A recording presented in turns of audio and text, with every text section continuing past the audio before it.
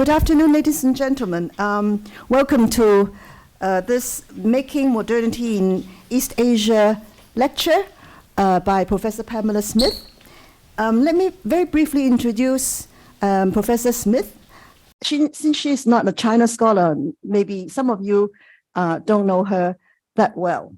Professor Pamela Smith is Seth Low Professor of History in Columbia University. She's also the director of Center for Science and Society in that university.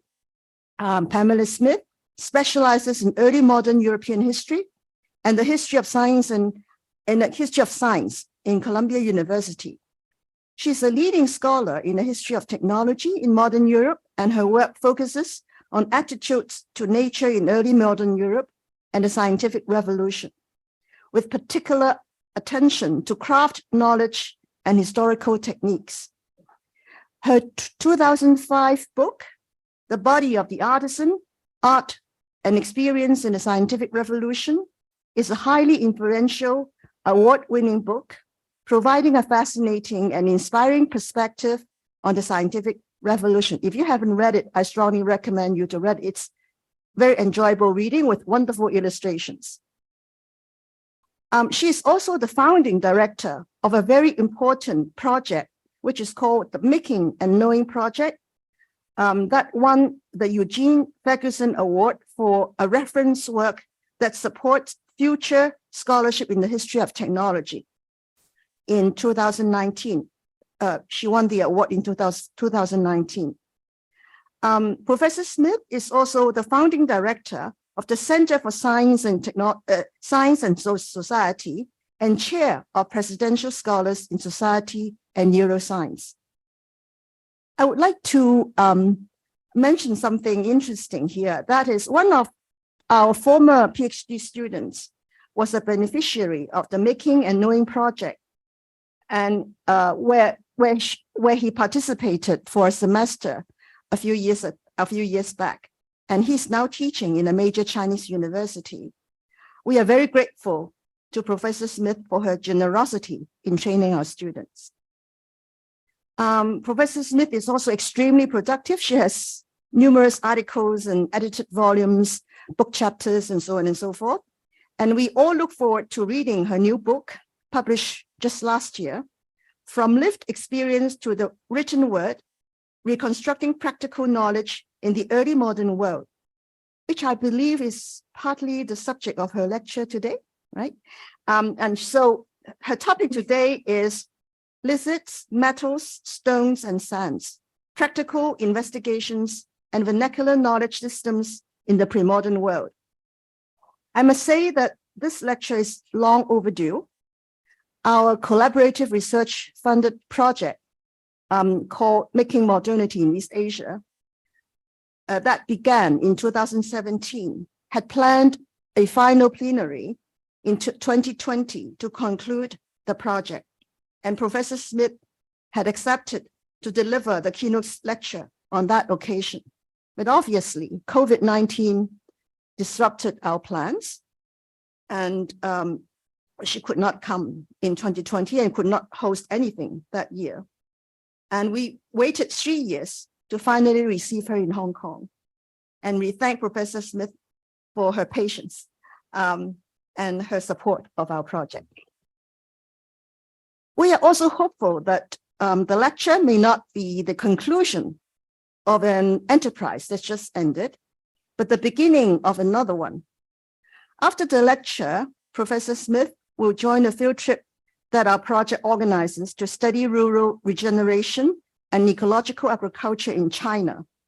This trip also includes her colleague, Professor Dorothy Ko, who is sitting here, who is a long-term collaborator of the project and of the Institute. She has taught here for a semester. And also with Professor Tian Song of the Southern University of Science and Technology, Nanfang Keji Daxue in Shenzhen, who is also that university is also a Hong Kong U collaborating institution. And we are, Professor Tian and myself, we are training a PhD student right now. And she is sitting here, and she's also a participant of our field trip. Hopefully, through this initiative, new ideas will emerge to build new projects on the culture of agricultural technology that will continue to bind us together. So that is our hope for this lecture and for the activities that follow. So please join me in welcoming Professor Pamela Smith. Thank you.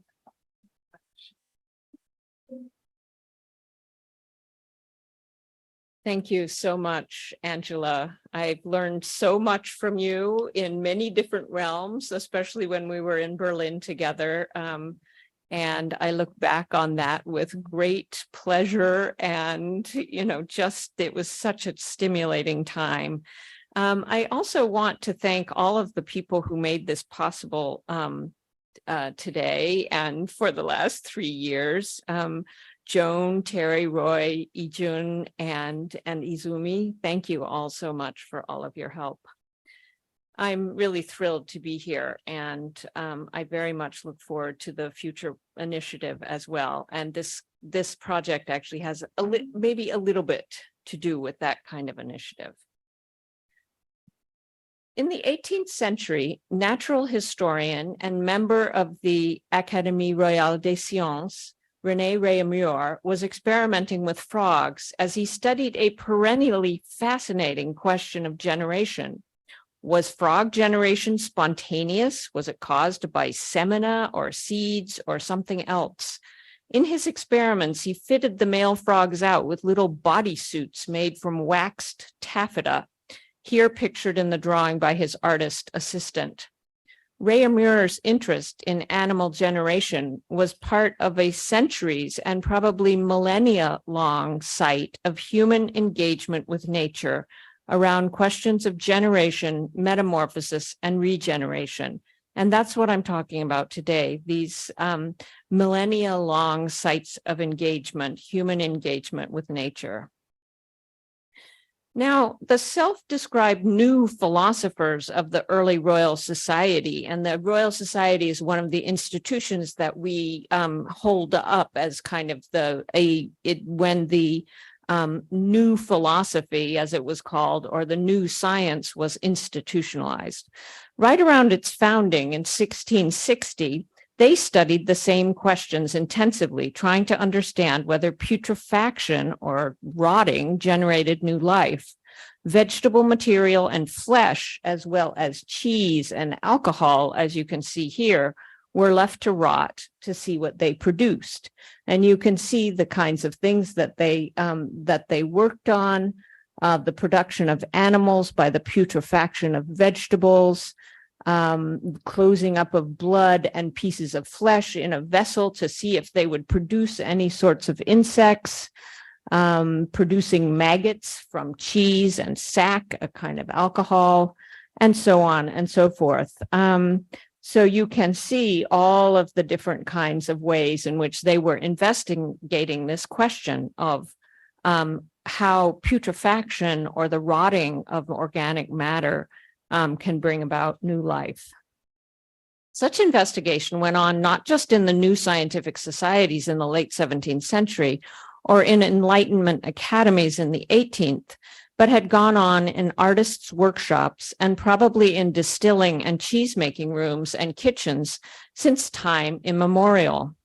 The history of modern science doesn't usually start in workshops and kitchens, but I will argue in this paper, as I have previously in other works, that in fact art and science were the same endeavor before the mid-18th century. They emerged out of the same history of humans engaging with the beings and materials of nature, and they sparked material and philosophical investigations in the workshops just as they did in the chambers of the Royal Society. Indeed, the history of artisanal workshops and the new empiricism of the Royal Society is in fact a single history, because the first collaborative publishing project of the Royal Society was to be called A History of Trades. That is, they planned to interview all kinds of artisans about their processes and then write them down. They did this because the methods of engaging with and manipulating nature in the various arts was in fact the model for the new philosophy, the new science, the new empirical experiment, with which the new philosophers wanted to upend university philosophy and teaching. Now, this history of trades project was actually unsuccessful, in part because the artisans were suspicious of the questioning, and in some cases because the fellows of the Royal Society found the artisans just insufferable to deal with. Evidence of this dynamic can be found in the last entry on this slide, which notes that Mr. Croon is to procure some fresh vipers and the operator to provide fresh hazel sticks. The operators or artisans pop up in the records of the Royal Society with great frequency because the scholars and civil servants who were the fellows of the society generally did not get their hands dirty, but instead had what one sociologist of science, Stephen Shapin, has called invisible technicians to undertake the working with the snakes, the procuring the snakes, the putting them into vessels, and so on. It's almost certain that Mr. Croon, a physician, had one of these operators, a snake catcher, procure these vipers. And I'll come back to this point at the end of my paper today. Now I'm going to turn to some examples of the kind of philosophizing about metamorphosis and generation that went on in European workshops in the 16th century. For example, Joris Höfnagel's exquisite studies of insects provide evidence of his fascination with and close observation of the processes of putrefaction and metamorphosis in this pursuit that he engaged in naturalistic and symbolic representation.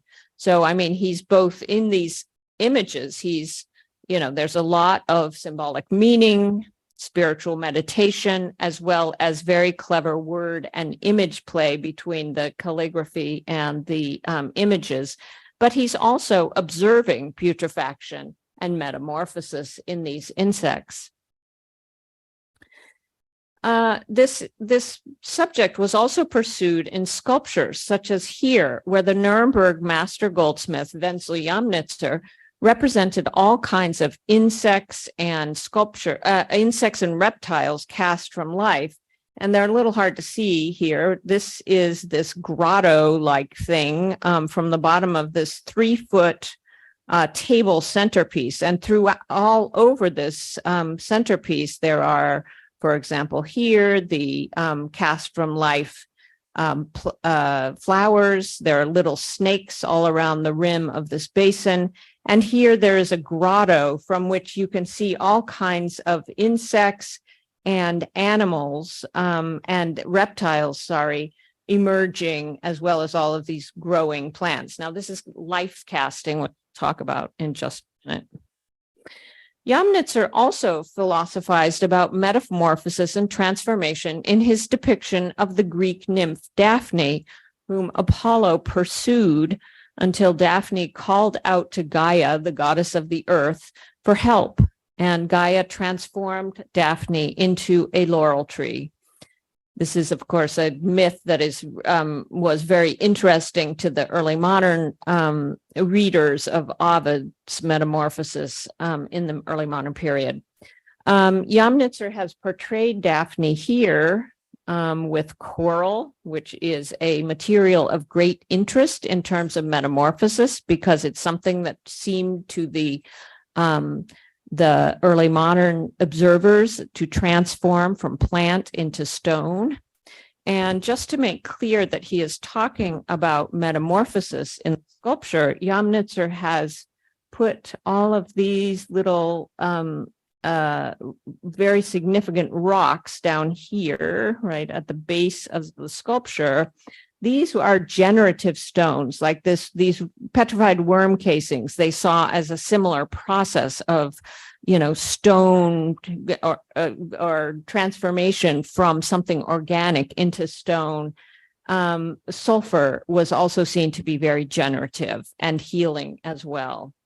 So these generative stones at the base are like these kinds of natural native silver formations that actually were dug up by miners in this period. And these were seen as evidence of growth and transformation of metals and stones in the earth. from these generative stones at the bottom of Yamnitzer's base of this sculpture, the silver and the gold flow up into along Daphne's body into these tiny cast from life leaves sprouting from the coral arms. And I'm going to come back to life casting as a kind of investigation of this, the problems of metamorphosis and generation in just a minute. But we also have really explicit, so those kinds of images or those kinds of sculpture are really implicit interest in metamorphosis. But we have a very explicit evidence as well of the investigation of metamorphosis and regeneration in the workshops of 17th century artists. For example, Otto Marcius von Schreck, who painted this picture here, you can see the snakes, the toads, the butterflies. Some of these butterflies are actually have the wings of the butterfly are glued to the painting as well. But you can see from this quote by a artist author, Samuel from Hoogstraten, that when he visited von Schreck, he was, quote, amazed at the number of monstrous creatures he kept and fed, and how this thorough understanding of their nature was just as wondrous as his lifelike representation of these forms. So he's saying that in observing these animals, these reptiles and these creatures, that he was able not just to represent them, but also to understand their nature. Von Schreck's deep study and knowledge is confirmed by the natural historian and theologian Johannes Swammerdam, who in saying that he heard from Otto von Schreck that he had seen flies laying eggs in the bodies of caterpillars. Now, this was a very significant observation, which is often attributed now to Johannes Swammerdam as a scholar. But Swammerdam, in fact, says that he had not yet seen this. As yet, I must own, I never saw this myself. So it makes clear that, like the members of the Royal Society, he relied upon the invisible technicians of artists, not just in representing, but actually in observing and investigating, studying nature.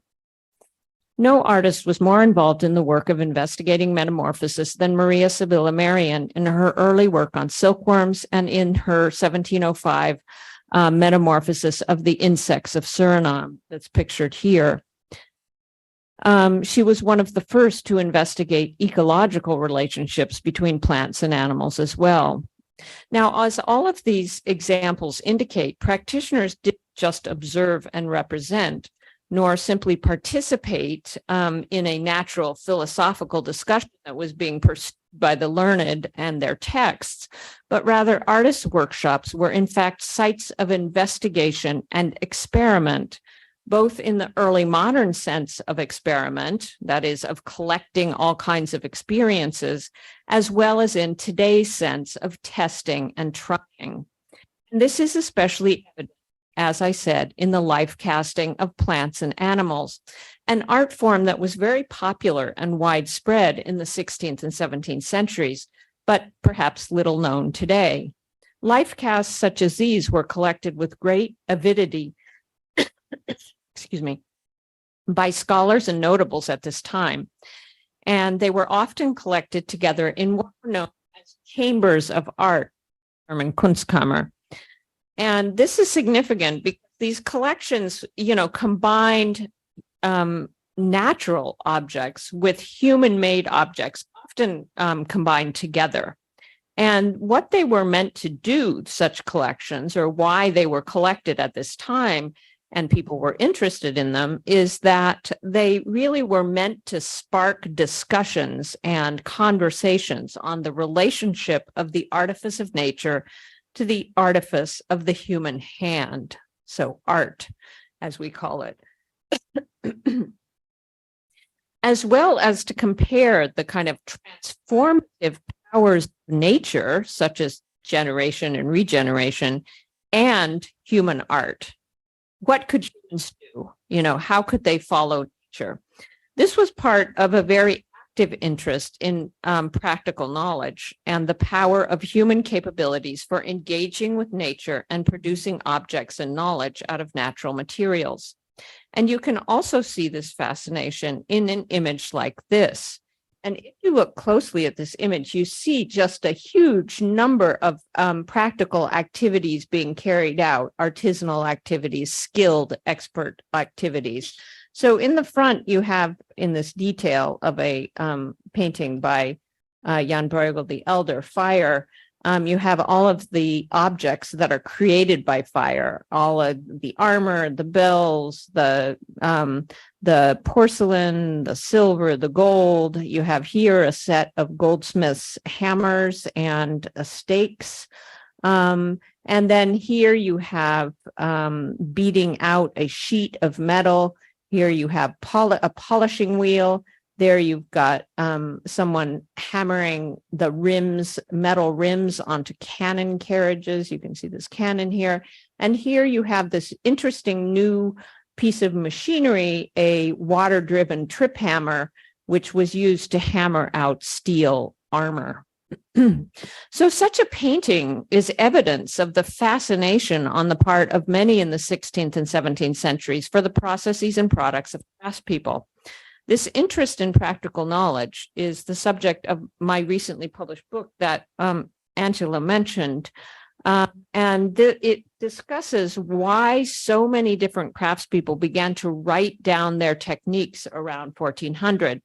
Before this, books of practice were almost exclusively written by scholars or individuals from the scholarly world. In contrast, around 1400, artisans themselves took up the pen, including all kinds of people, not only painters, but also gunpowder makers, fortification builders, even dancing masters, among many, many others. They all practiced what were called the mechanical arts, that is, working with their hands to produce objects and to make a livelihood.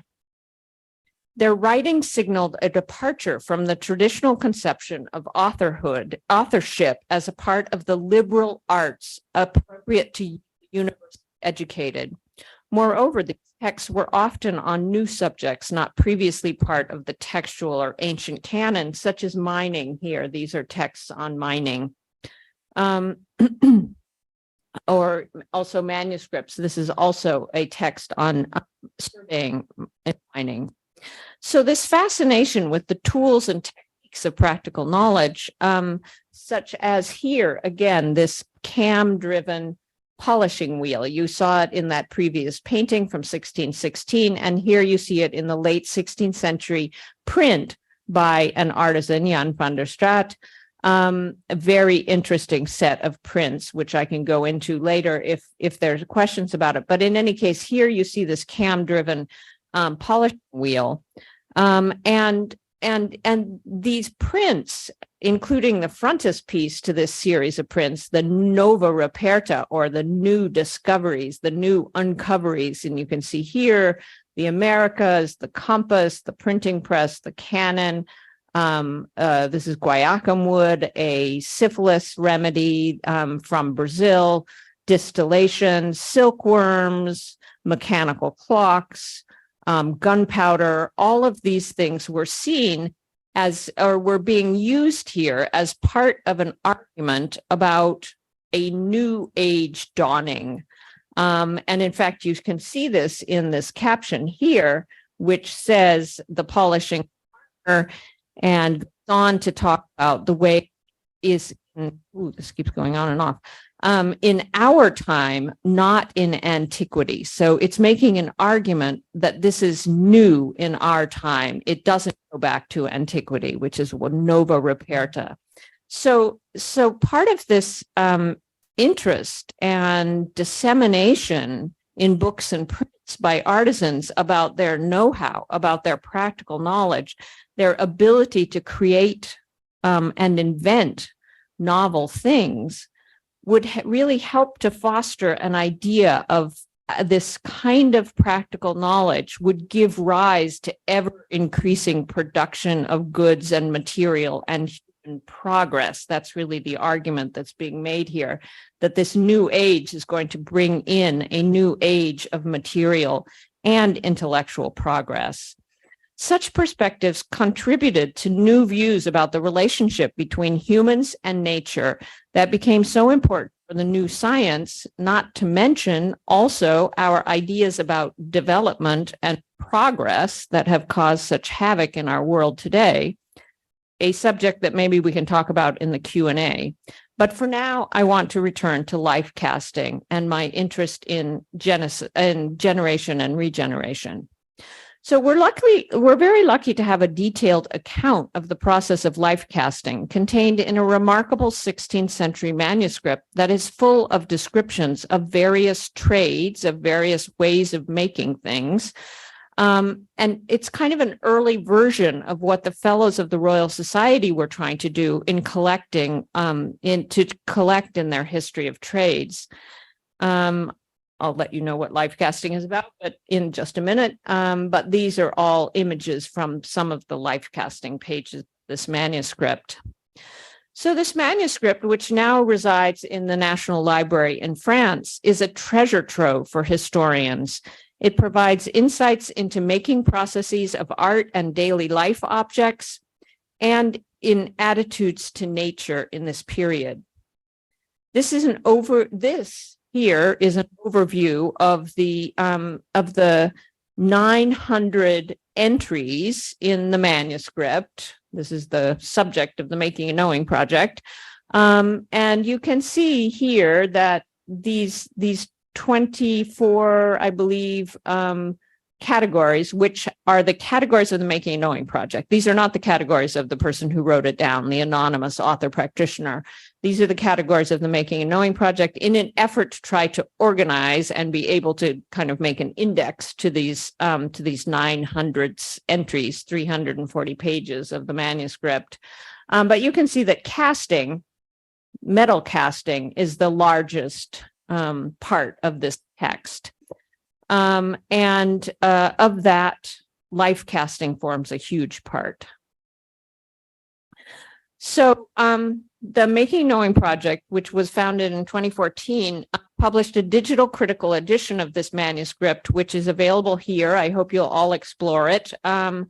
Besides the full French transcription and English translation of the 340-page manuscript, it also contains over 120 essays written mostly by students, including Xiaomeng Liu, in the laboratory seminars. He, in fact, wrote 3 essays, so they're all there.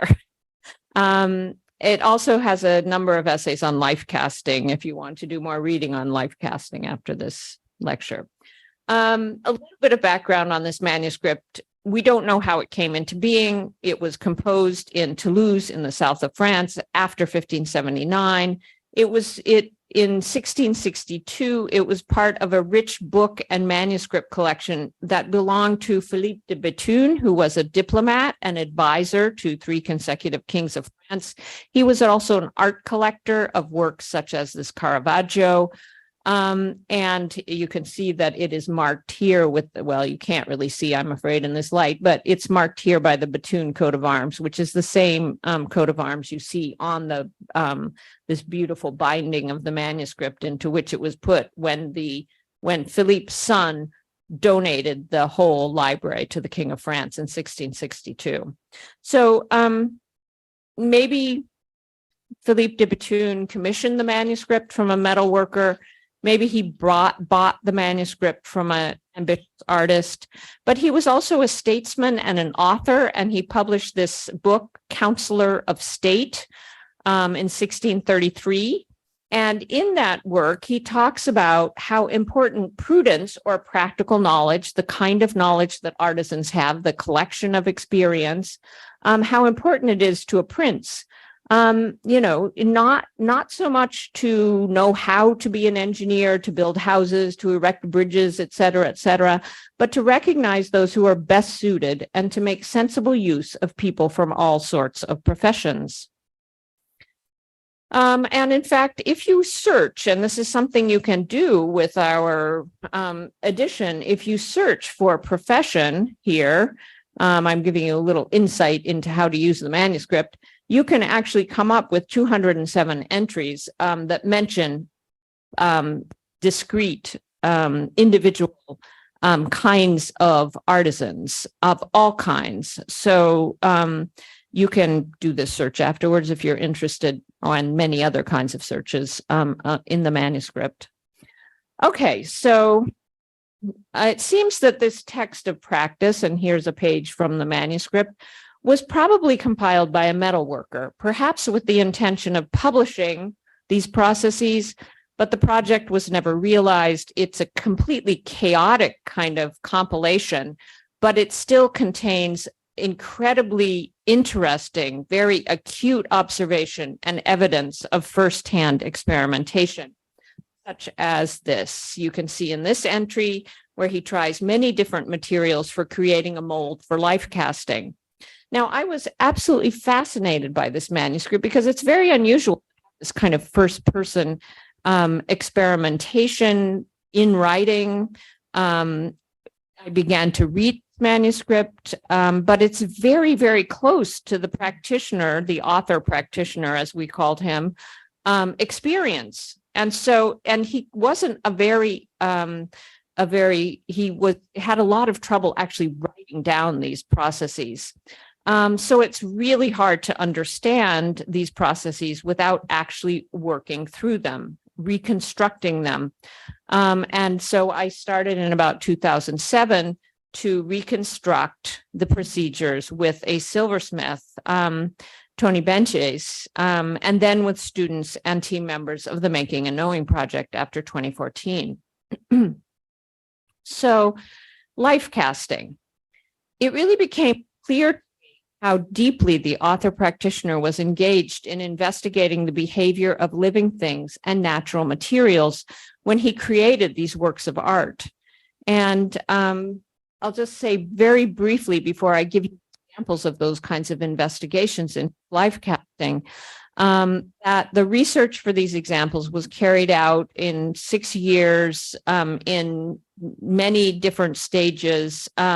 But the evidence that I'm going to talk about now comes from the graduate lab seminars. And, you know, what these students did in these lab seminars in trying to understand where these entries, these recipes, you could call them, fit into general practices at the time, as well as then actually trying to figure out how that process worked in the laboratory, in the Making and Knowing laboratory, that what they teased out of the manuscript, the meaning that they teased out, is not stated in explicit terms in the manuscript. It's really has to be teased out through laboratory work, trying to re-engineer, reverse engineer the process that gave rise to this very kind of awkward writing. So through all of this very intensive work, we gained many insights into practical knowledge, a few of which are listed here, in which I'm going to give you some examples. But there are hundreds of essays in the edition that will tell you all about all kinds of insights. So let me give you some idea found. In our first year in the project, the students repeatedly questioned where the quantities were in the manuscript, and they came to look instead for statements about the consistency of materials, like the consistency of mustard here, then apply a thick coat, as thick as mustard or a little bit thicker. So you can see that he's telling you what the material is supposed to look like, what the consistency of the material is supposed to look like mustard. There also happens to be a mustard recipe in the manuscript, not very many culinary recipes at all, but this is one of them, and the students reconstructed it. These kinds of descriptions of consistency are an example of a sensory tool used in the embodied experience of the workshop. So what I'm telling you about now really are the kinds of tools that you can read in this text, but they come out of the practice. We realized how central these kinds of consistency statements were in artisanal knowledge, such as here in what the lab named the squeeze test. And what we meant by that is this statement: the stand should give a nice hold, but still come apart easily. This is a statement about the molding material for life casts and for other kinds of sculpture. And it's repeated several times in the manuscript. So, why is that important? Well, we came to see that qualities were in fact much more important than quantities in a world where materials don't arrive at the lab in standardized form, and in which the workshop may well have been open to the weather. So that this kind of sensory tool of consistency descriptions actually provides more precision than quantitative measures would. Another sensory tool, the paper test, as we called it in the lab, for measuring temperature before thermometers. There are many different techniques for this. You can test the heat with burning substances such as paper here, hair, green leeks. You can use your fingers or your hand, which are, the fingers particularly, are very sensitive discerners between levels of heat. But this is an example of the kind of sensory tools that could be used before, measuring, quantitative measuring implements. Another component of artisanal knowledge is the constant experimentation. The author practitioner of this text experiments constantly. About the third of the manuscript, as I noted, deals with casting metals and shows this constant experimentation. He says even, try this, try burnt oysters, calcined oyster shells. So what we came to realize, really, this kind of reading through this constant work of experimentation, that any making procedure necessitates a huge amount of experimentation, trying, reflecting, extending your work, sometimes failing, doing it differently. And you can see this in the many, many trials in this manuscript. Here, the students reconstructed the scores of experiments in the manuscript for mixing sulfur, wax, and pigment to make a better modeling and molding material. In many of the processes of MS-FR 640, raw materials are pushed beyond their native properties in order to take on the characteristics and appearances of other substances. So here, by pushing along a material continuum or spectrum, and in these experiments of sulfur and wax, from pure sulfur on the left through to pure beeswax on the right. So what the author practitioner is trying to do in this pushing material along a continuum is to get the material that combines the desirable qualities of sulfur and beeswax to create a more handleable or tractable material. And so you can see what he's trying for here. You can see how this impression is quite shiny. It doesn't show the detail. This impression, on the other hand, is quite kind of soft and doesn't show the detail. These two mixtures of sulfur and wax show the detail much better. So that's why he's pushing this material along sulfur, along a continuum toward wax, toward the properties of wax, to get a better material in between.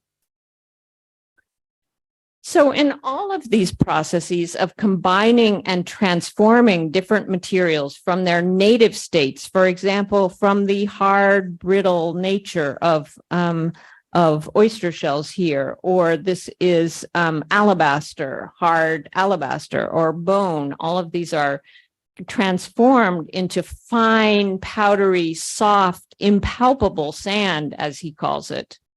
And what he's doing here is really investigating the properties of materials and how to transform them from one state to another. Their focus is shared. This kind of focus on transforming materials into different states is shared by many early modern practical writings that seek to transform materials into a more workable or useful form. And one, kind of commonly known example is the transforming brittle iron into malleable steel, which you did with armor. This constant material investigation into transformation, which is of any craft workshop, is a way also to hypothesize about what materials and processes work, and through this to articulate taxonomies of materials. How do they resemble each other and their standard ways of processing? So these experiments in transformation are really a way to reveal the underlying properties of materials and assist in understanding relationships among them. So from the kind of experimentation into transforming materials, standard components emerge, such as technical terms. This impalpable is in fact a technical term, which we realized as we read around this manuscript and this use of impalpable. The main thing to do with casting sand is to grind it well in the marble and that it be impalpable, and mixed with a little calcined alabaster. So impalpable is actually used by metal workers in French, Italian, and English at this time. It's a standard term that comes out of this kind of pushing materials to their opposite. Here, in fact, the author practitioner defines this technical term, impalpable, fine enough to slip through your fingers without being felt. So out of such intensive firsthand experimentings, a systemic knowledge of natural materials emerges, such as here in the system of categories used by the author practitioner and other metal workers. He does use Aristotelian categories of cold, hot, wet, and dry, but much more common in his text and other metal workers' texts is the opposition of fat and lean and sour and sweet, or brittle and soft, which form a set of underlying principles that structured his practices. So what I mean by that is that he tried to take something that was fat and push it towards being lean, or take something that is brittle and push it towards being soft or malleable. So that's the kind of, again, that pushing it along a spectrum, not just of materials, so of their properties. So this is a kind of set of underlying principles or binaries that structured practice. I call these principles or categories a material imaginary. You know, we could call it a vernacular science. We could call it a system of knowledge. I choose to call it a material imaginary. It contains standard technical terms, as I've just talked about. It contains taxonomies, material properties, and it articulates systemic relationships between material properties. But it also contains what I would call material metaphors. Let me tell you what I mean by a material metaphor. We really realized this in the process of recreating the author practitioner's many, many experiments with sulfur. Sulfur is a very versatile material. It's used everywhere for casting. It's very readily available, not very expensive at the time. It has a low temperature melting point, and it is very plastic. That is, it takes the form of things very, very well, very sharp details. With this kind of versatility, sulfur seems to signal, or better put, to enact through its particular material properties, the concept of exploring, trying and trying again. And so this material is actually issues an invitation to enact new processes, to enact new trials. It invites the experimenter to really do this, to reach a new plane of knowing, as a metaphor does, a semantic metaphor in words. In many processes, such as color making here, and in art more generally, raw materials are processed, as I've been talking about, and pushed beyond their native properties in order to take on or to imitate the characteristics and appearances of other substances. For example, here, gold-colored pigment imitating physical gold, used by furniture makers up through the 18th century to imitate gilding. Or here, the manuscript contains instructions for imitations of all kinds: imitation marble, imitation rouge clair, a vitreous glass substance, all substances that can be found, these imitation substances, on extant objects from this period. And the manuscript's focus is partly about imitating more expensive materials in a cheaper media. Also, there are several recipes in the manuscript for imitating precious stones. Again, here, emeralds, and this is in fact a real emerald. These are our imitation emeralds from the laboratory. This is what you mix together in order to produce this green emerald. It's quite a transformation. But the author practitioner is also interested in the imitation of optical effects, a kind of trick. Interestingly, there are many sleight of hand tricks in this manuscript. Of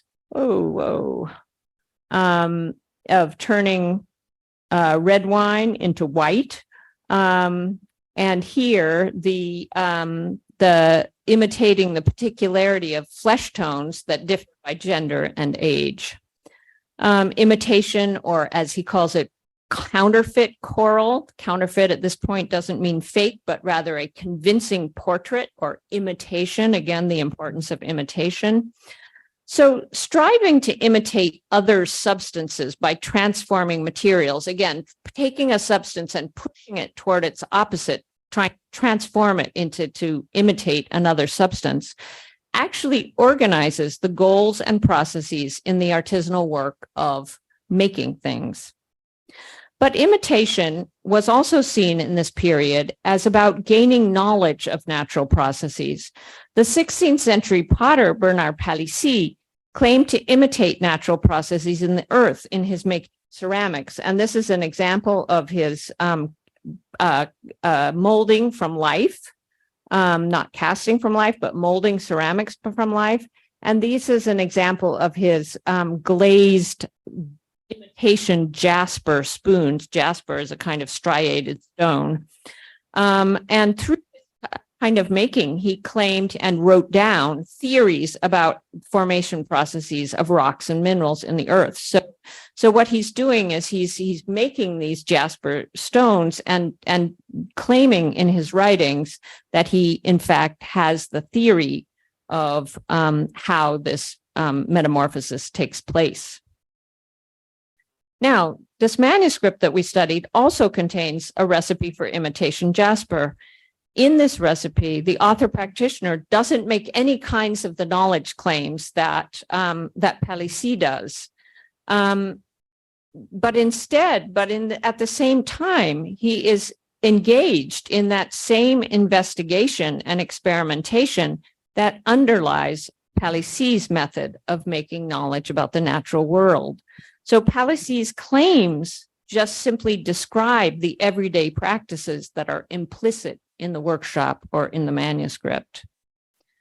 Another connection between imitation and knowledge making is in the manuscript's imitation of living things through techniques such as life casting.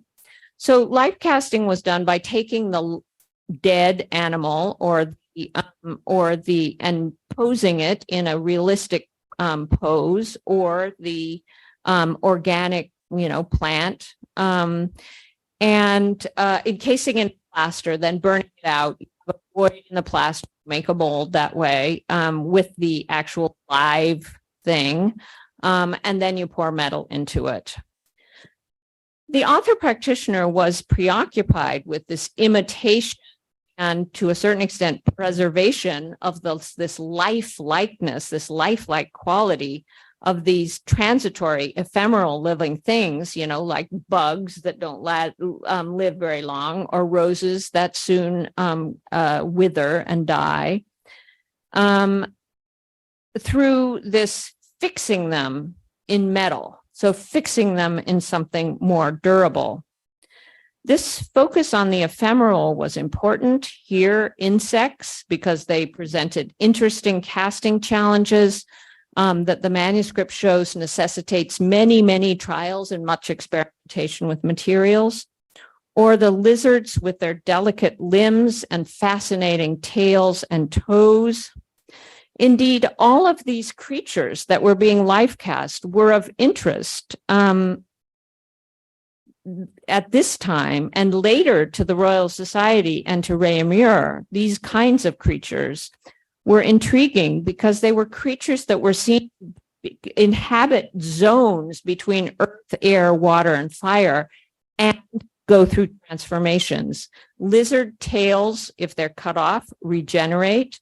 Insects, snakes, and other creatures seem to emerge from putrefaction, as all of those experiments with by the Royal Society showed, or the insects metamorphose through their lifetimes from, caterpillar to pupa to butterfly. Life casting was thus a place for practitioners to consider the elemental significance of such creatures. So this process, regeneration, this process living between earth, water, air, and fire. But they also involved much repeated investigation of earths and sands for making molds to produce successful casts. So they were an experiment and an investigation of two realms, of both the living realm and this realm of material processes. Now, this manuscript also aimed to preserve life-likeness, not just by life casting, but also by techniques such as drying flowers that you can see our reconstruction on the left, and a kind of early form of taxidermy, drying animals in the oven, as it was called. But in these recipes for preserving animals, the author practitioner of this manuscript adds interesting quote here: one can add a painted tongue or horns or wings or anything you may imagine. The same goes for rats or any animal. So what is this about? This takes us back to those Kunstkammer, the chamber of art, in which, it's not just about imitating life and nature, but is also thinking about how the human hand can alter and transform nature. So in this case, this kind of playful manipulation of nature was one aim of what was going on both in these collections and in this manuscript. So again, it's an opportunity for thinking about the relationship between humans and the human hand and nature.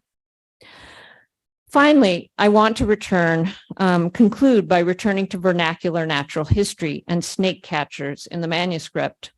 The manuscript contains much investigation of the behavior of animals and plants as they were being collected for life casting. It's remarkable, just all kinds of information about where snakes live, how you should catch them, where all kinds of different animals, their behaviors, so you know what they are, and so on. Now, what I mean by vernacular information is a kind of investigation that, for example, here you see images of these women collecting plants and these root cutters collecting roots. So these are people who were practitioners who supplied pharmacists and physicians in this period with medicinals. They knew what plants were efficacious, where to gather them, in what times of the year, and what ailments they treated. These were intermediary figures, practitioners between the material world and the knowledge of textually trained physicians, doctors, and they were essential in making knowledge about the natural world. So this I call vernacular natural history. Another example of the vernacular knowledge systems, for example, here is the discovery of the Gulf Stream in the 18th century. Now, this discovery is often ascribed to a hero of American history, Benjamin Franklin, but actually this knowledge of the Gulf Stream was common knowledge for whalers and for sailors who plied this route. And in fact, it was Franklin's cousin, Timothy Folger, who was a Nantucket whaleboat captain, who informed Franklin of this stream and, in fact, made this map for him. We can also think about the vernacular knowledge systems, such as potato taxonomies of Andean potato farming communities, in which farmers classify potatoes according to a 4-tiered taxonomy that is employed by a large number of very distantly spaced communities. Another example of such effective collective knowledge making is the non-textual building knowledge of medieval European master masons that enabled them to construct very large and enduring cathedrals over many generations. Here, this one over 300 years. And of course, you can find many examples in other parts of the globe of these very effective collective knowledge systems. For example, in the millennia-long agricultural practices in China. But to return to MSFR 640, I've already given you some examples of the vernacular knowledge systems in the system of principles, fat, lean, sour, sweet, for example, but there is much vernacular natural history included in the observations and practices of catching, keeping, feeding, and then killing, and then molding and arranging of the animals for life casting. It's very unusual for this kind of vernacular knowledge to be codified in a text or in visual representations at this time, or really at any time. You know, we still don't have really information on catching snakes. I can tell you a funny story about that, but I'm going to conclude first. In any case, this kind of vernacular natural history that I talked about in terms of the wise women who collected, as they were called, who collected medicinals, it's simply something that's not written down. That representation that we have by an artist it's very unusual to have any sort of reference to that whole realm of practical knowledge at this time or any time. So natural investigation, like I've been talking about, is usually not codified, written down in texts.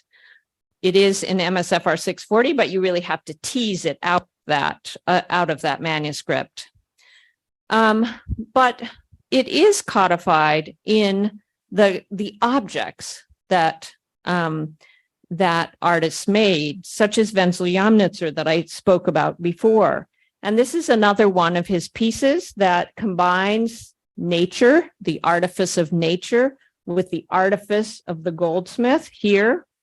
And you will see, this is a very typical kind of chamber of art object with the natural and the human artifice included. And you'll notice that at its base, it displays these cast from life snakes, all pretty much about the same size. And I would offer the argument that the experience of the snake catcher is materialized or codified in this base. And let me show you what I mean by this. Let's see, how do I do this? Yeah. Okay, this is coming upon a brood nest of grass snakes, what are in that. And you can see the way that they are swarming around, looking rather like this mass of grass snakes, all the same size. So again, this is a materialization of this phenomenon of coming upon that brood nest. Interest in these kinds of liminal creatures continued up to the modern period, both in art, such as you see here, the lizard in a amulet that was actually a good luck amulet used for birthing, made in the 19th or early 20th century. But it also continues today in modern science, especially research on lizards and their tails, as well as amphibians such as frogs that emerge after freezing winters. This kind of research is very much alive today, with literally thousands of scientific articles published on these topics in recent decades. And that's because lizards and their generating tails actually contain, or scientists believe, that they contain something like stem cells that can, in fact, be used to regenerate organs in humans. So they are a topic of intense investigation nowadays. So this is a longue durée site, this interest in regeneration of regeneration, metamorphosis, and generation. I've given you examples of this. But there are other longue durée sites of human engagement with nature besides the generation and transformation of life and living things. One such long-term site is the idea and the state of the influence of heavenly bodies over humans that led to the accumulation of celestial observations, such as in Stonehenge, that emerged in monuments, megalithic constructions such as this, or in calendar stones such as this one from Central America. This kind of engagement led to production of knowledge of all kinds: planting schedules in agriculture, numbers, arithmetic, calculation, and predictive models of astrology and astronomy. So a long-term site of human investigation of the relationship between celestial objects and the human world. Another site of engagement was in the realm of earth and minerals, where generation and transformation of matter was pursued extensively over millennia in workshops and texts. By following such long-term material, philosophical, or what we could call socio-natural complexes, we might be able to write non-teleological, long-term, interdisciplinary narratives of the history of science, which take into account all of the dimensions of the engagement of humans in the material world, textual, material, and uncodified alike. So I'll conclude there, but I want to acknowledge the core members of the Making and Knowing Project with whom I had the privilege of working on this research, as well as all of the hundreds and hundreds of students who also worked on it. And with that, I'll just ask if there are any questions. So thank you for your attention.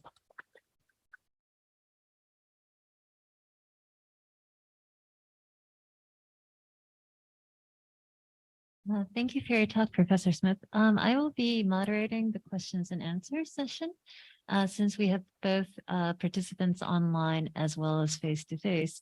So if there are any questions from the audience, I'd be happy to take them. And if you're joining us online, please type your questions on the Q&A box. Gentleman in the back. Thank you for a phenomenal talk. I wanted to ask about earth casting. Just as a term, it kind of comes up in the contemporary, and I've seen people use it in the sciences and the arts. So I wanted. Did you say life casting or earth casting? Earth casting, yeah, yeah, that's what I thought. No, it's okay. I can hear you. So it kind of came up in a couple of places, but kind of earth as soil and as rock. And I wondered if you had any reflections on kind of earth casting, like casting of the whole earth, in the kinds of contexts that you're talking about, given the kind of resonances of that in the contemporary and life as earth. Well, I mean, earths are used for casting. I mean, this manuscript talks about sand, sable, but what he means by that is all kinds of different materials that are powders, are made of mainly of, earth materials dug up, and he gives very specific instructions for how you can find them in nature. But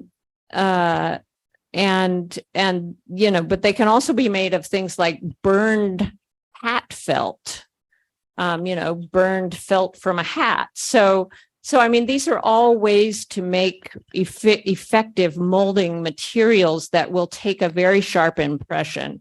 I mean, you need a molding material that will take a very sharp impression, that is strong enough to withstand, whatever you put into it, but also the burning out of the organic material in life casting, which you have to do in a furnace, and then the pouring the hot metal into it. So, in that sense, it's about earths. but really only in that sense. I mean, there are other kinds of casting which actually happens in the earth, like casting cannons and casting bells, which, you need to have like the whole surrounding ground in order to hold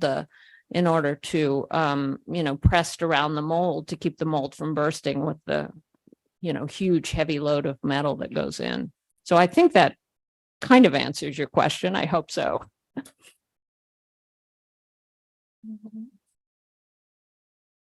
Well, I'm hoping that someone wants to know about snake catchers. I think we all do. So, okay. So when we launched, we had a party when we finally got the manuscript, the critical edition done. And there were many students there. There were many people we knew who had been involved, but there was a man there who we had never seen before. And he finally introduced himself, and he was the snake keeper of the National Zoo in Washington, D.C. And he was interested. He had discovered a beta version of our manuscript that we had actually constructed with students, another course that Xiaomeng took part in. And he had discovered it and had explored the manuscript and had found all of this information about catching snakes. And he said that he'd never come across it written down, but that he knew it from his own experience, because in fact these techniques are quite similar today, according to him. And they, it really gave us insight to the way that techniques can continue, kind of under the radar, that is not in texts, for millennia.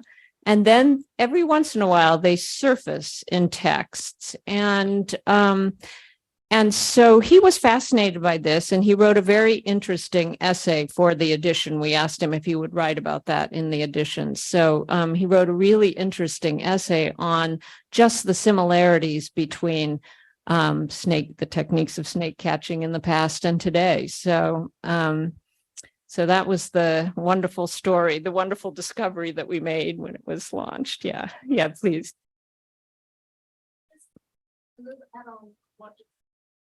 About snake catching. I don't know whether we have the time. I know that in Hong Kong, perhaps now is not the best season, and there is some kind of organized night trips in Hong Kong, organized by snake catchers. So you can follow them and study how they catch snakes. Oh, wow. Yes. So that's doable. I mean, next time you come to Hong Kong, you'll come in a better season so that we can do that together. Oh, good. Yes. Is it for medicines? No, it's just to show people the nature. These guys who are snake catchers, I think they are ecologists. I don't know how to how to describe them, but it's just to show people that snakes are not that dangerous, and they are not that evil. So I think they just want to show people an aspect of nature that they don't know much about. But my question is about how that kind of knowledge, the knowledge of the snake catchers, the knowledge of the wise women who gather medicinal plants, how that knowledge could be transferred into making things. Those apparently the artists who cast the snakes or cast the plants are different group of people, right? So do you have any idea how that knowledge from a different group, snake catchers is a group of people, and then the artists are different. So how that knowledge is combined in that kind of material imaginary that you just described? That's a really good question. So I would say that, we have enough evidence of, for example, physicians, very rarely, but still it does exist in sources, of physicians saying, I learned this from the woman who supplied this to me. I learned how to heal from it, or how to mix it, or how to cook it, or whatever. So we have some examples of that transfer of knowledge actually happening. I think in the case of, goldsmiths who were using, they wanted all the same size of snakes, how were they caught? How did they find all those? And in the past, art historians thought that they used the same snake over and over again for the molds, but it's absolutely implausible.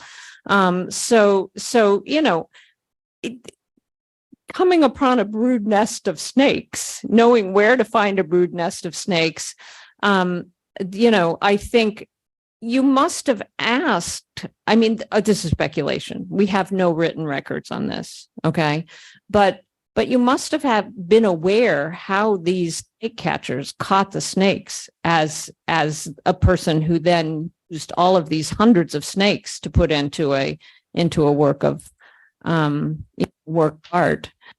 So, that latter, snake catchers, is speculative on my part, but it just seems plausible that the artisan would have wanted, since he wanted all the same size snakes, and that, many examples of the same size snakes being used on artwork, where do they come from? So the artisans, the knowledge of the artisans, are they interested more in the snakes or more in the materials they are working with? Both, I would say. Both. Okay.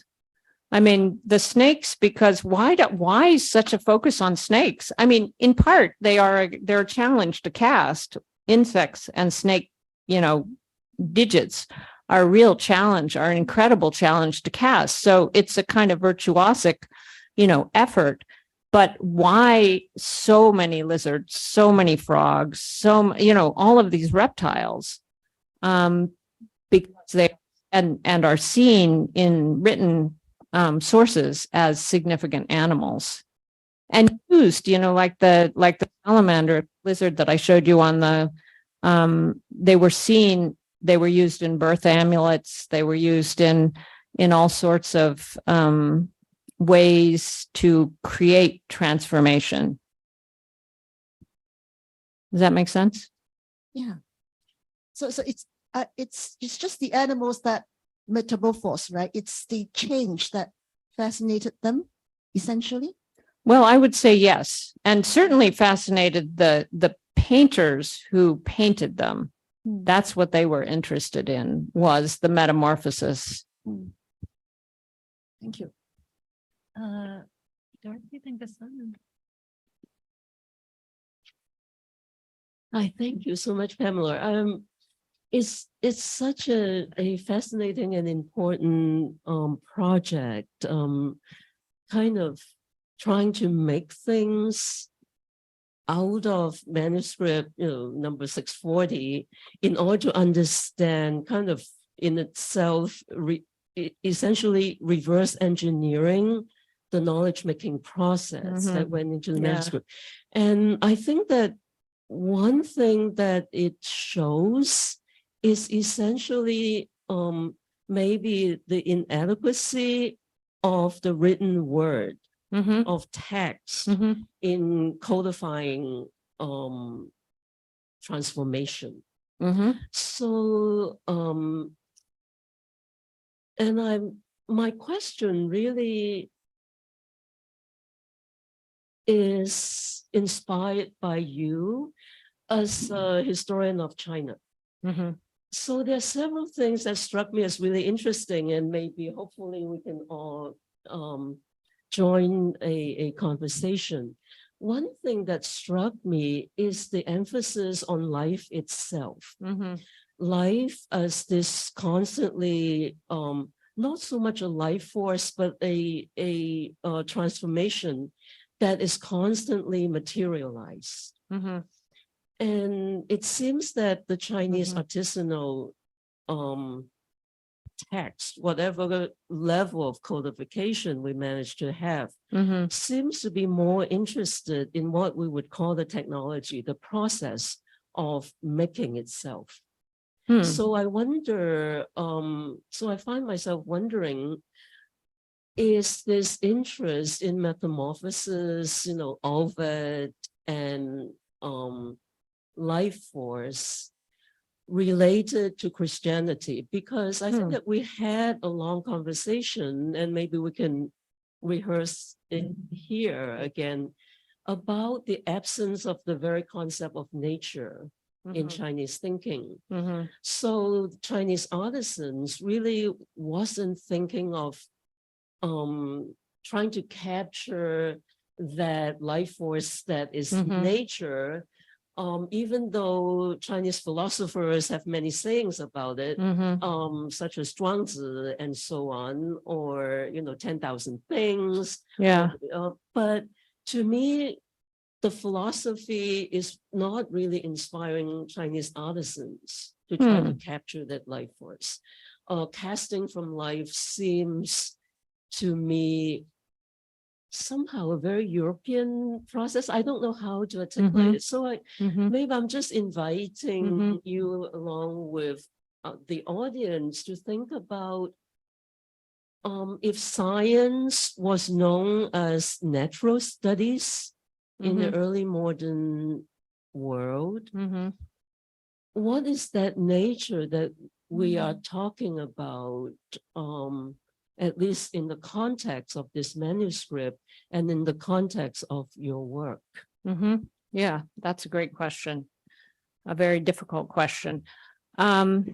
So I guess, there could be many different, and life casting, is not necessarily the only way that can be expressed. So there's a lot of alchemical, practices that have been recorded in text, use of mercury, for example, which does seem to be about life force. Now, those are practices. It's a fairly esoteric knowledge, probably, not just practiced by scholars and by, people who had a kind of spiritual understanding of that practice. I mean, wherever it is in China or in Europe, but also by practitioners who used the mercury, who dug it out of the ground and so on. We just don't have any similar, there's nothing that remains of that except the written texts. Okay, there aren't objects. So that's one realm that isn't obviously life casting. This is I guess I don't know enough about, forms of casting and cast objects over the long term in China. Certainly representations of people, sculptures of people. I don't know. Swords. What's that? Weapons. Oh, weapons. I wonder if it's what remains, The thing is, it's very, the material that we have of either written materials or objects is so small in comparison to what existed, at the time. So I don't, I think that what one needs to do is to think about, or to figure out if it's relevant to think about what kinds of forms of production, artistic production, or other kinds of, scholarly production that is about life and living that, might be an analog to life casting or to the kinds of meaning of life casting.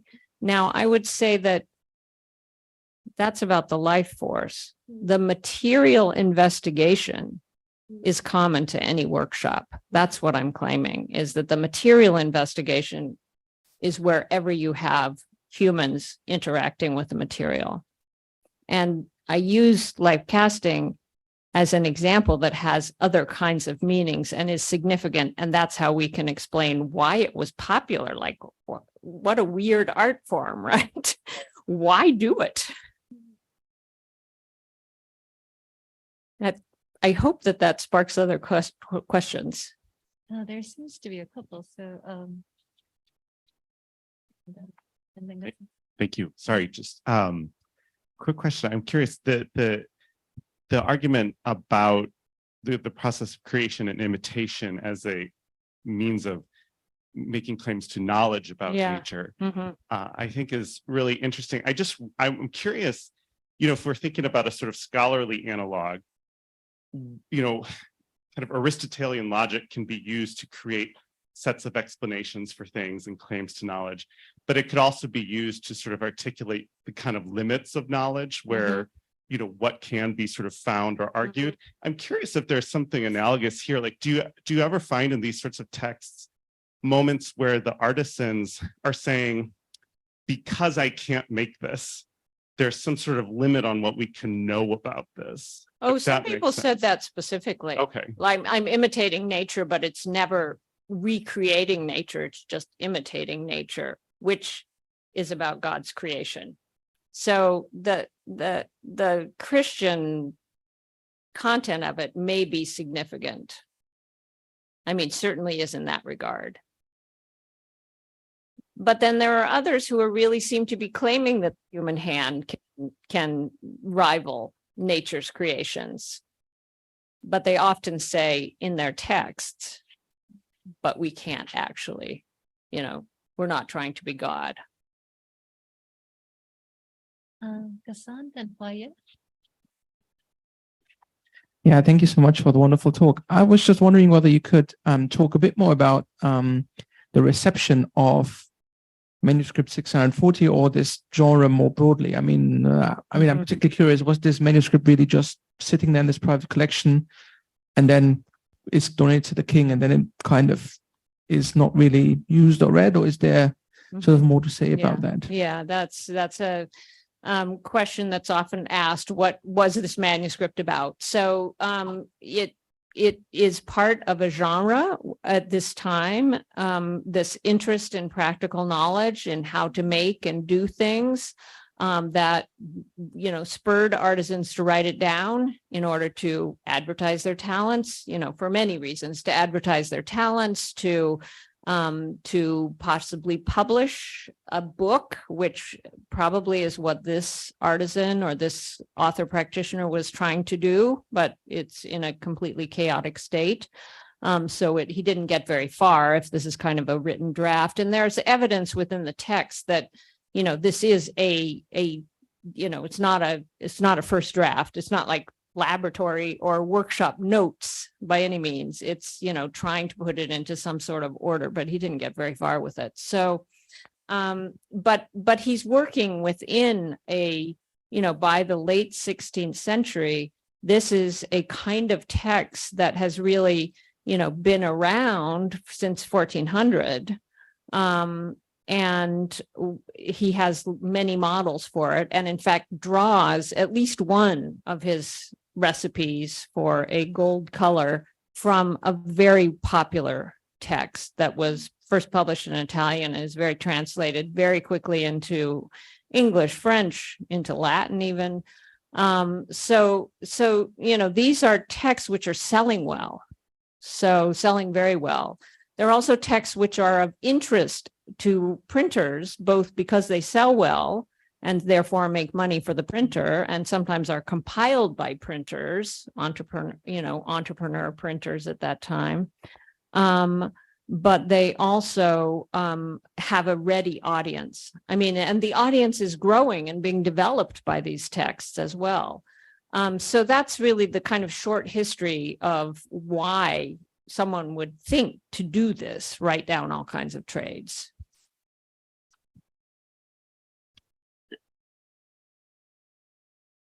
Thanks for your fascinating lecture. And have the question that the professor Cole just mentioned that in China, we did not cast the living things. Because recently I'm reading a book written by that scholar, The Beyond Nature and Nature. He mentioned 4 ontologies. And I think it may depend on the different ontologies. The first is the other 2 I will not mention today. The first is natural ontologies, and another is the analogical ontology. But for China, I think the analogy ontology may fit the people, how people develop and want to know more about nature, because they would try to cultivate things from the still to the animate, such as people will name the mountain as tiger or dragon, and want to cast the still things into the animate. But for the naturalist ontology, just like it, people want to develop their subjectivity and want to make the living things into still and control this material. I'm very enlightened by this lecture, and I wonder if there is some connection between these two different ontology.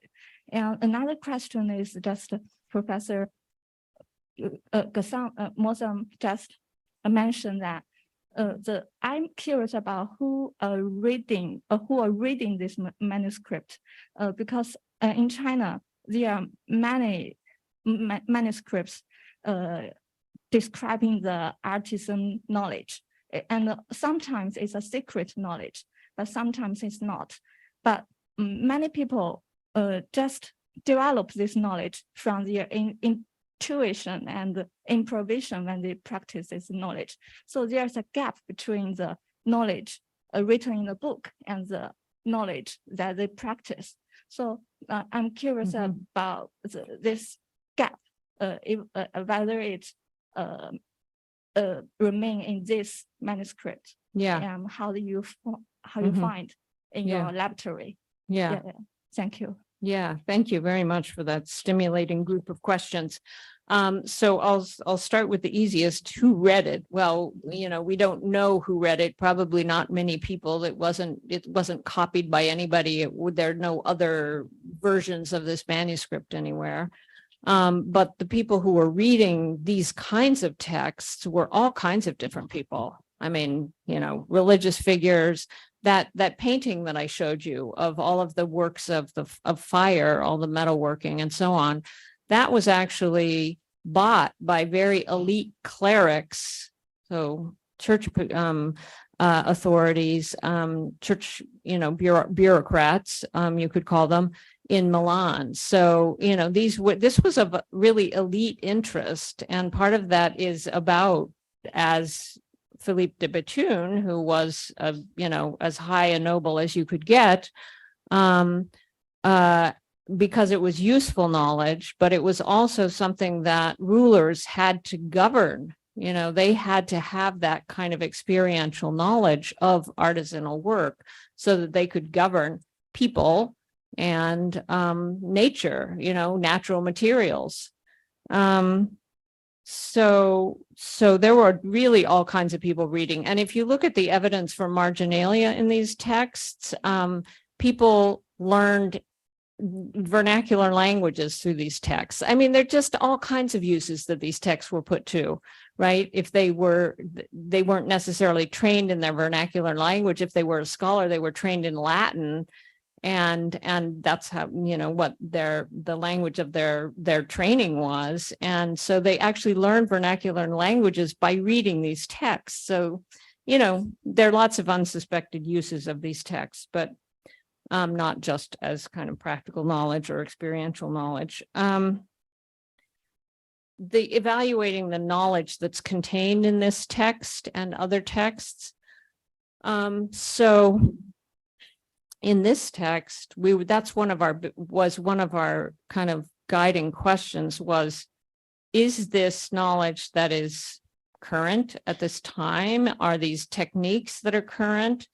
And so part of the research was always looking for other evidence of whether this knowledge is being used, whether there are objects that are made, in this way, that is described in these texts. And yes, in fact, we found, much to our surprise in many cases, that there are objects that seem to be made according to the techniques mentioned in the text. And in many cases, this text is the only written instance of those techniques.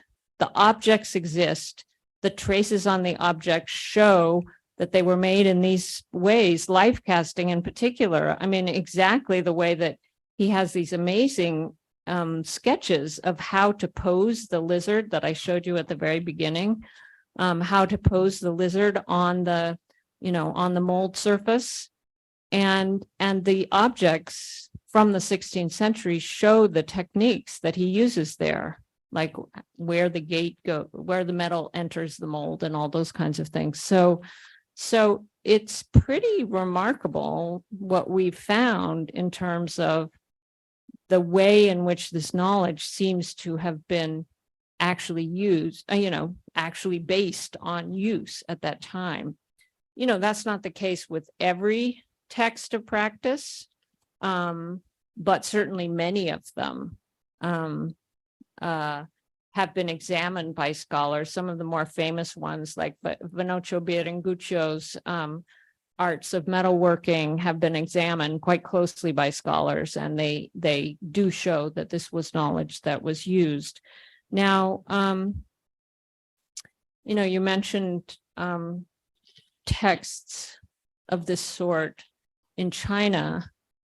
I mean, the things that I'm aware of, and I'm not an expert on obviously on crafts in China and the written versions of crafts in China, but as far as I know, most of the writing that was done were not craftspeople who were writing it down. If you think of the most famous 17th century one,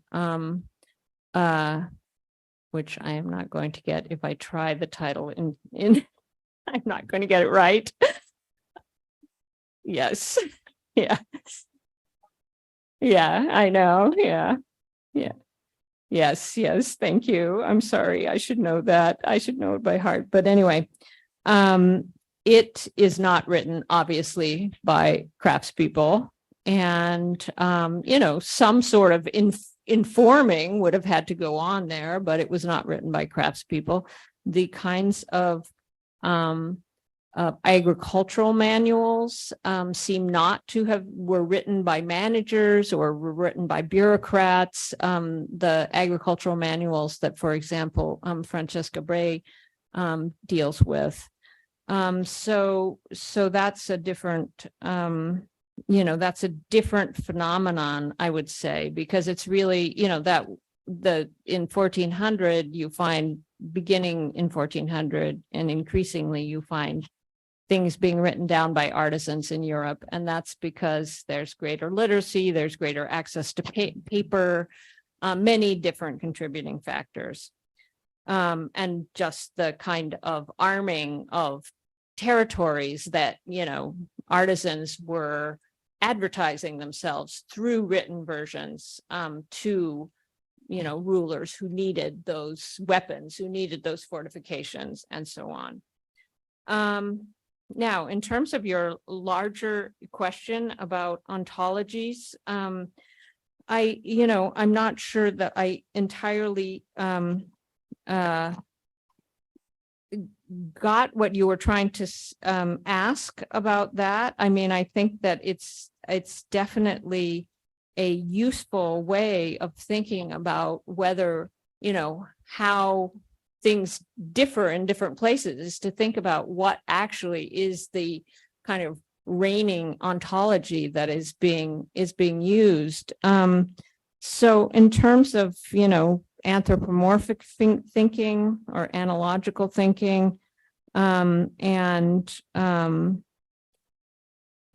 kind of investigation of humans and human subjectivity, I would really need to think about that much harder and think about really examples. It's hard to, life casting. I'm not sure where you would put that as in that kind of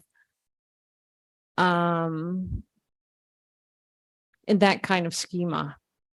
So that's really not an answer, but I'd like to discuss it more, actually. But thank you very much. That was a very long answer. More questions? Thanks, Pamela. I have a question on the process of textualizing the knowledge. How this process help shape his the author of 640 his own system.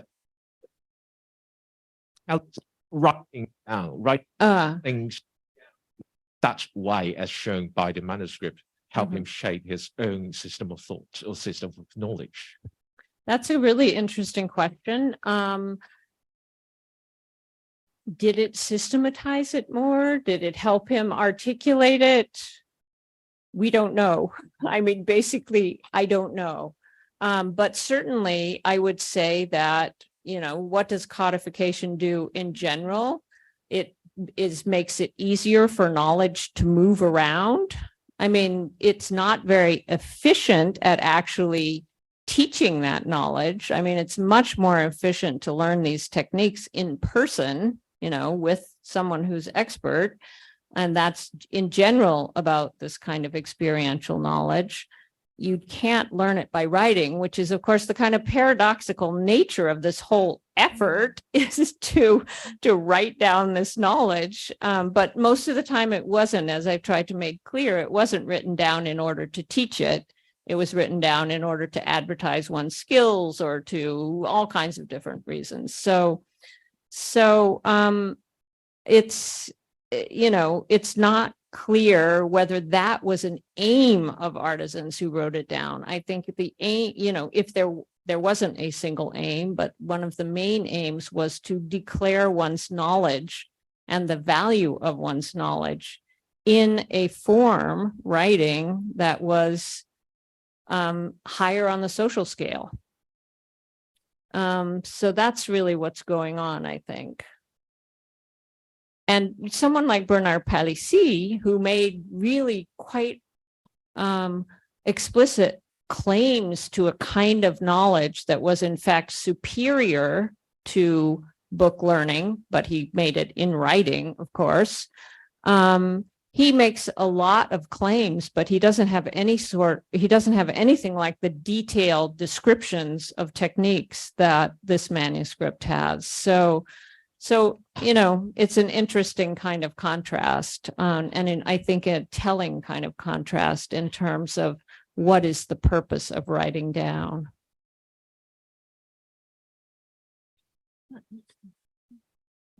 This is just a real quick follow-up on that question, which is, I don't know if you're able to determine which sections were written earlier and which sections were written later. And so to that point, I'm wondering, like, so for example, impalpable, is this like a word that in the early sections he might use occasionally, but then realizes in time that, you know, maybe that he's going to use it more consistently when talking about sand, or, you know, I don't know if there's any. That's a really interesting idea.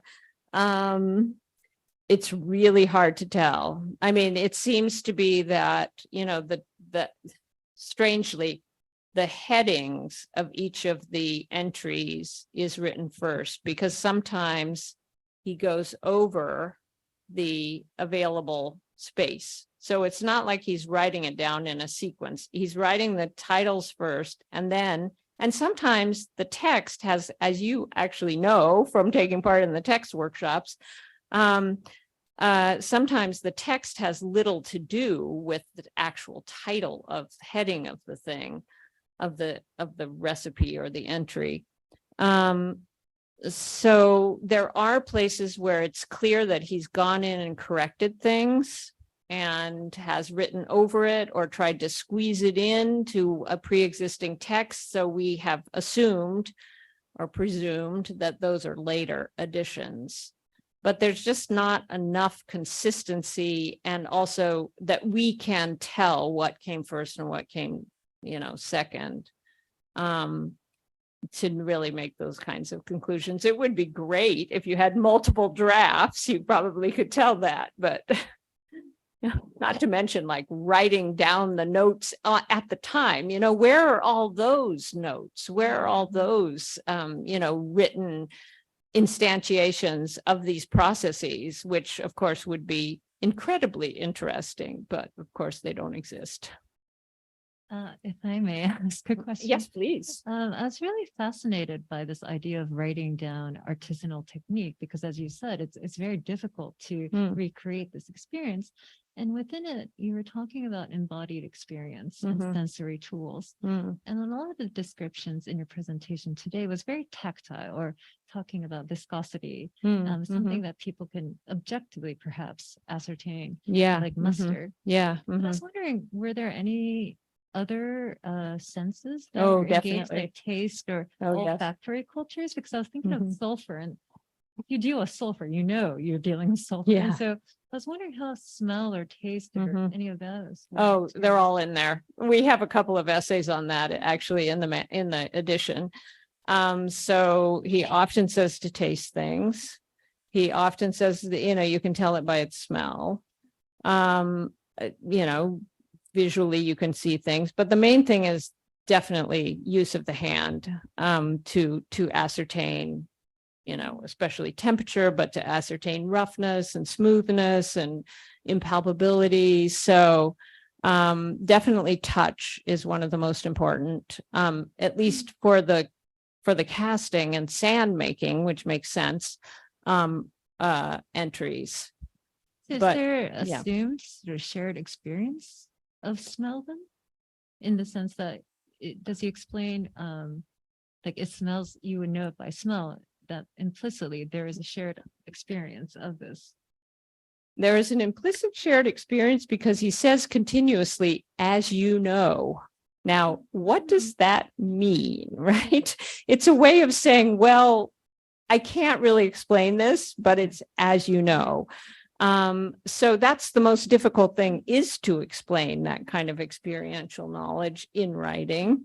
But he does say things like, it shouldn't be too salty for taste. It shouldn't be too salty, or it shouldn't be, moderately salty. He tries to qualify it in various ways, but it's very simple kinds of attempts to, or very, not very gradated qualifying of the experience, because it's really hard. What do you write down, and how much detail do you go into, and how much do you presume? So there again, it's not really about teaching someone to do it. It has a different aim. Are there any other questions from the floor? Asia. It's a very simple question. I'm just very curious about how the animals were treated before and after the art making of lab casting, and if there's any document, like in the manuscript, how they were documented. Because I'm curious about how the animals were treated differently than the materials like the sand and sulfur. If the animal are also treated with experimental spirits or not. Yeah, that's a really interesting question. Well, he does say somewhere that if that snakes swallow their prey whole, and so you should feed, he starts by saying you should feed snakes live mice, never dead. They swallow their prey whole. And if you worry and bother the snake with your foot, it will vomit up the prey. He says alive, if you do it fast enough, which I asked someone if that would work. But of course they can't tell me because there haven't been any experiments done on that. This is the thing about, even medicines, for example, when there simply haven't been experiments done. So you can't actually say whether this experiential knowledge works. But anyway, so that's a kind of experimental practice, right? But in general, he talks about these animals as really having the kinds, like especially birds. He talks about having their pleasures, and you'll know whether they're happy or not. So very much on the kind of model of human subjectivity. Snakes, he is clearly has a kind of moral, he has both a moral kind of view of them, as well as a kind of fascination with their exactly how they look. And he has incredibly detailed information on the way that their teeth are formed and other parts of the snakes, which turn out to be correct, considered correct today. So in general, I mean, he is mainly concerned to know what to feed the snakes and how to feed them and how to feed birds. If a bird is sad after it's caught and won't eat, he tells you exactly how to, make the birds eat. And the reason that he's doing all of this is so that the animals will stay healthy and lifelike looking. Because if the lizards, for example, don't eat, they become very thin and withered, he says. And in fact, you can see many examples of life-cast lizards in this period work that look very desiccated and withered. So some artisans did not do the right thing there. So I guess that's another example, actually, to go back to your question, Angela, of how this knowledge between snake catchers and artisans, if the artisans were actually keeping the snakes and the lizards, how that knowledge might in fact be shared. Oh, so there are lots of birds that look life cast, but actually their feathers are not, which would be very hard to cast. Their legs and their feet are life cast. And the rats, we don't have any examples of cast rats, although he talks about casting rats.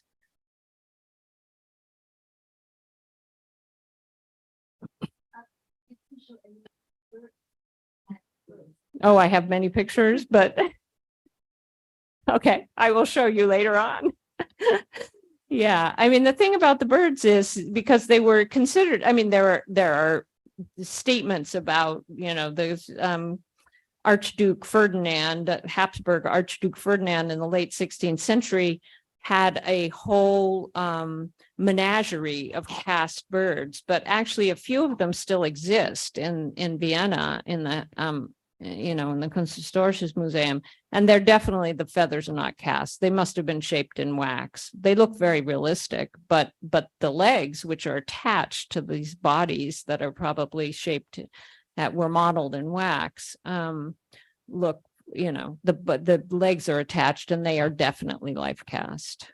So, feathers would be hard to cast, and the author practitioner talks a lot about how to lay down the hair of hairy animals, or to cast without the hairs on the legs of a spider because they get caught in the mold material. So feathers would very much get caught in the mold material. Before they were cast? I don't think, well, we don't have any extant examples of cast bird bodies. But no, the feathers, I mean, the effort would have been to actually keep the feathers on if they were in fact cast. It just, the feathers would get bound up with all the molding material, and it would be very hard to separate them. Lots of fascinating details, I know.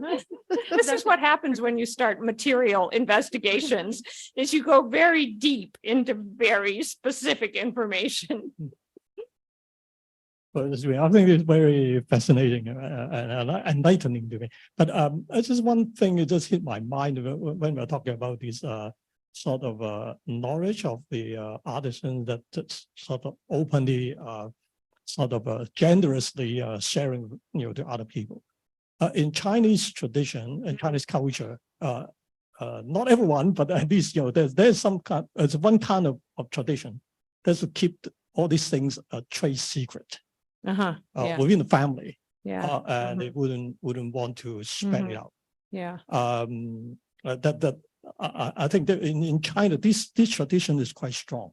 Of course, there are other traditions. Chinese tradition is not one tradition. There are many traditions, but one tradition in particular about the techniques, this kind of artisans techniques and skills, knowledge, and so forth. So very often we will find, in many trades, they are trying to keep it secret.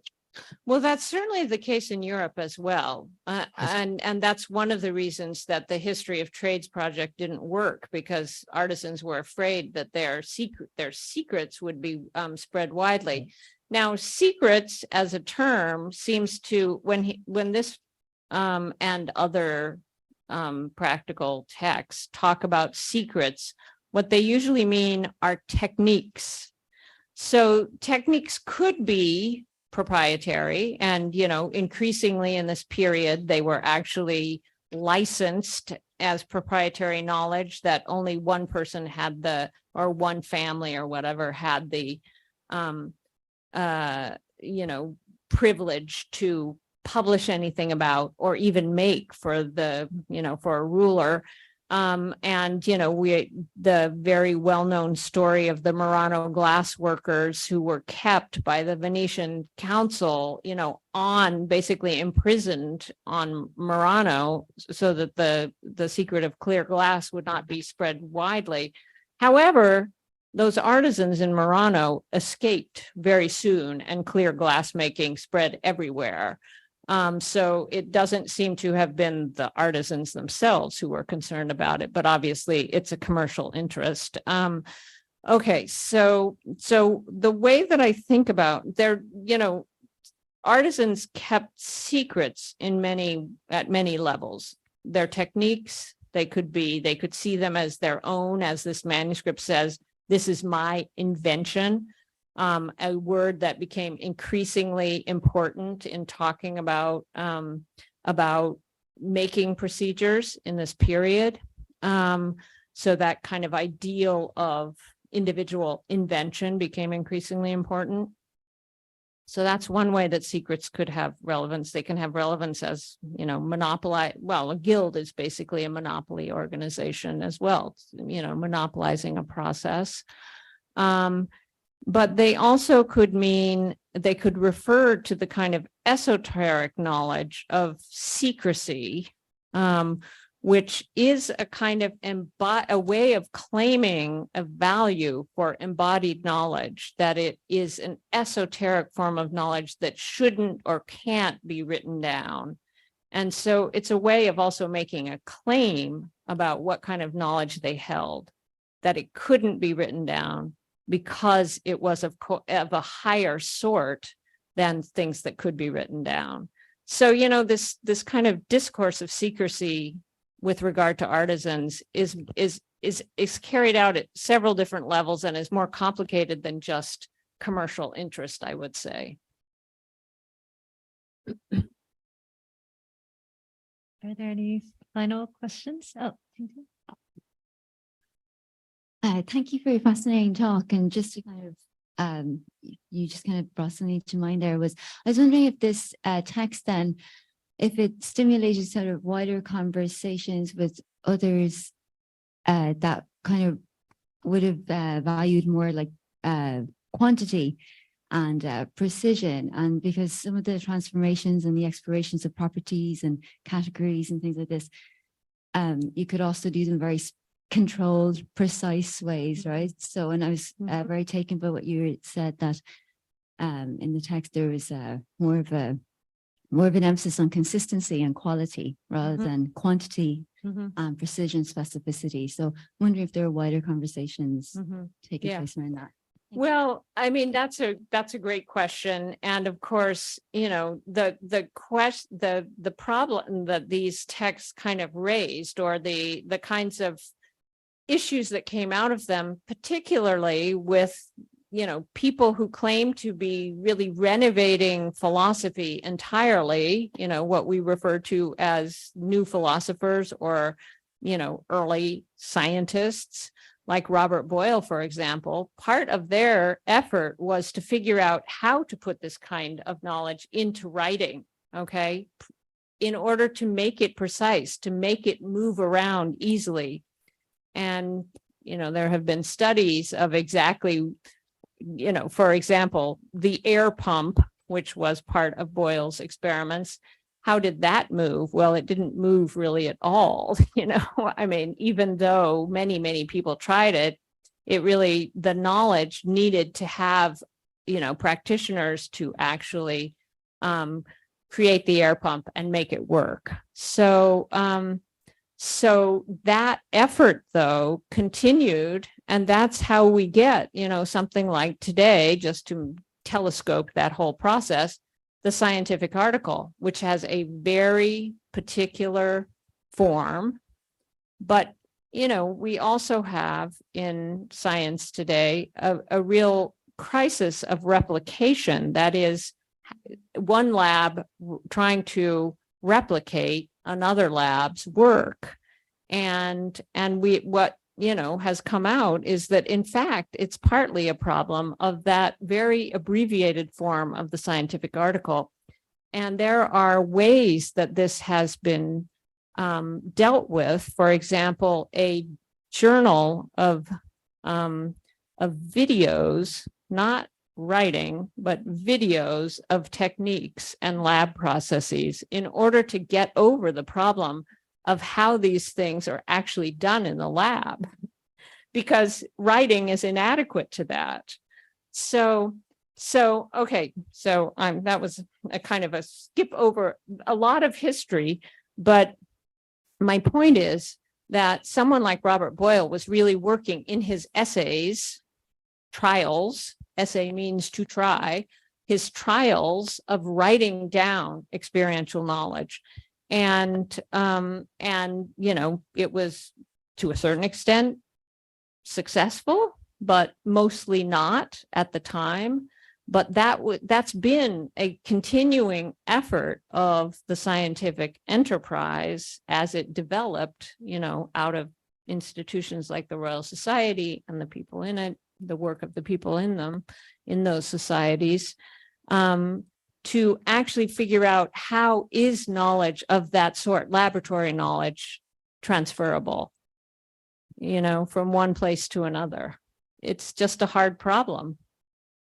And it continues today to be a problem that is still being dealt with. Thank you. I think we've got Professor Smith talking for 2 hours. So thank you to the audience. Thank you to our online friends. And thank you to Professor Smith for this really stimulating conversation and talk. So thank you and welcome to Hong Kong. Thank you, everybody. Thank you very much.